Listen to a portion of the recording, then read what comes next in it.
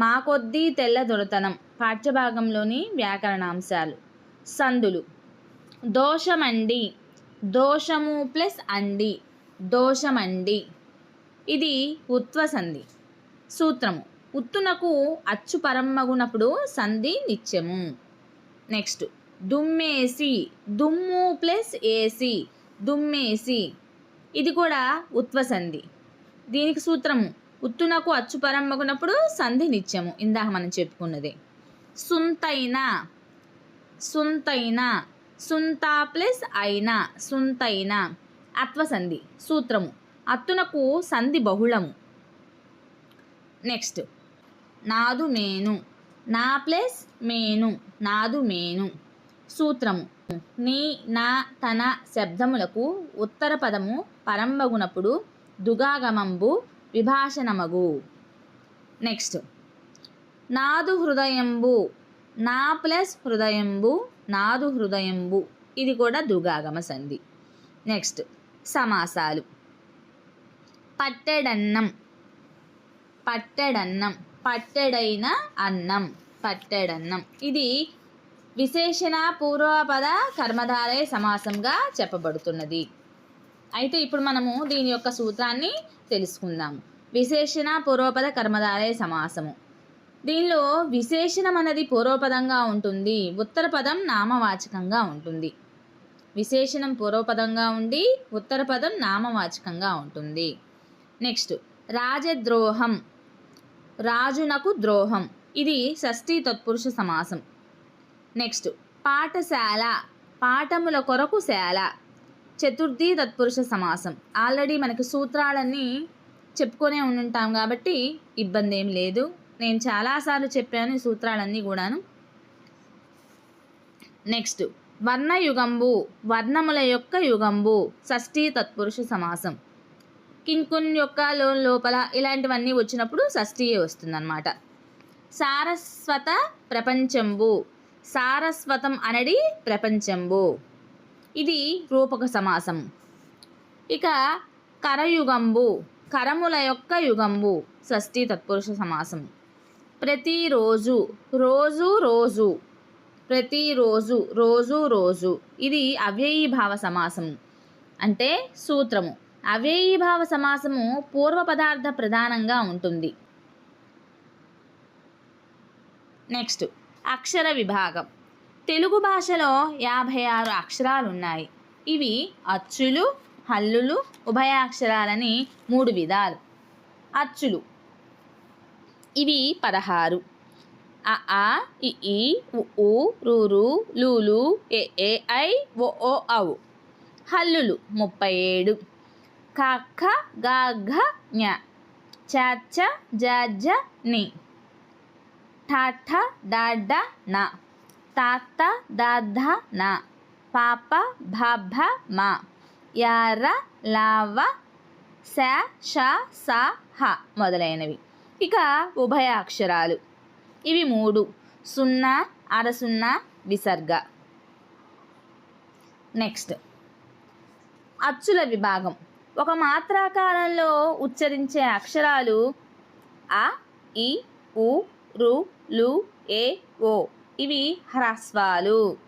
2 మాత్రాకాలంలో ఉచ్చరించే అక్షరాలు ఆ, ఈ, ఊ, రు, లు, ఏ, ఐ, ఓ, ఔ. అంటే ఇవన్నీ కూడాను 2 మాత్రాకాలంలో ఉచ్చరించే అక్షరాలన్నీ కూడాను దీర్ఘాక్షరాలు. నెక్స్ట్ హల్లుల విభాగం. కా నుండి మా వరకు గల అక్షరాలను 5 వర్గాలుగా విభజించవచ్చు. అవి కవర్గం. కవర్గం ఏంటి? క ఖ గ ఘ ఇఞ. చవర్గం చ ఛ జ ఝ ఇని. టవర్గం ట ఠ డ ఢ అణ. తవర్గం త థ ద ధ న. పవర్గం ప ఫ బ భ మ మొదలైనవన్నీ కూడాను. నెక్స్ట్ కఠినంగా పలికే అక్షరాలు పరుషాలు. అవి క చ ట త ప. ఇవి పరుషాలు, కఠినంగా పలికే అక్షరాలు. తేలికగా పలికే అక్షరాలు సరళాలు. అవి గ జ డ ద బ గజడదబ. కఠినంగా పలికే అక్షరాల్ని పరుషాలు అంటాము. అలానే తేలికగా పలికే అక్షరాల్ని సరళాలు అంటాము అన్నమాట. నెక్స్ట్ వర్గములలో ఉండే ఒత్తక్షరాలు, అవి వర్గయుక్కులు. చూద్దాం. ఒత్తుఖ, ఒత్తుఘ, ఒత్తుచ్చ, ఒత్తుజ్జ, ఒత్తుఠ, అలానే ఒత్తుడ్ఢ, ఒత్తుత్థ, ఒత్తుద్ధ, ఒత్తుఫ, ఒత్తుభ అన్నీ కూడాను ఒత్తక్షరాలే అన్నమాట. ఇవి వర్గయుక్కులు. వర్గముల్లో ఉండే ఒత్తక్షరాలు వర్గయుక్కులు. ఇక ముక్కు సాయంతో పలికే అక్షరాలు ఞ, ఇని, నా, నా, మా ఇవన్నీ కూడాను ముక్కు సాయంతో పలికే అక్షరాలు. వీటినే మనము అనునాసికాలు అంటాము. ఇక అంగిలి సాయంతో పలికే అక్షరాలు యా, రా, బండ్రా, లా, అళ, వా ఇవి అంగిలి సాయంతో పలికే అక్షరాలు. వీటిని మనము అంతస్తాలు అంటాము. నెక్స్ట్ గాలికి బయటికి ఊదుతూ పలికే అక్షరాలు, గాలిని బయటికి ఊదుతూ పలికే అక్షరాలు శ, ష, స, హ వీటిని మనము ఊష్మాలు అంటాము. గాలిని బయటకు ఊదుతూ పలికే అక్షరాలు మనము ఊష్మాలు అంటాము. నెక్స్ట్ పరుష సరళాలు కాకుండా మిగిలిన హల్లులు స్థిరాలు. కా నుండి మా వరకు గల హల్లులు స్పర్శాలు. వర్ణోత్పత్తి స్థానాలు, కంఠం నుండి పుట్టే అక్షరాలు అ, ఆ, క, ఖ, గ, ఘ, ఇఞ, హ అలా అన్నమాట. వీటిని కంచాలు అంటాము. తాలువు అంటే దవడ భాగంలో పుట్టే అక్షరాలు ఇ, ఈ, చ, ఛ, జ, జ, ఇని, యా, శ ఇవి తాళవ్యాలు.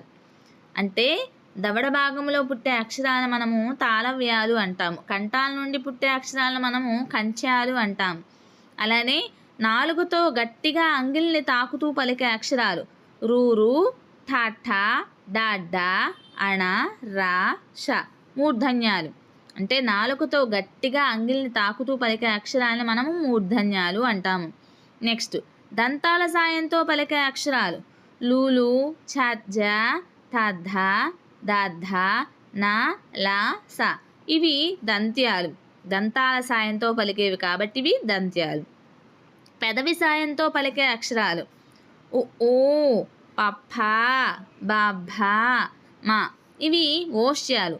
పెదవి సాయంతో పలికే అక్షరాలని మనము ఓష్ట్యాలు అంటాము.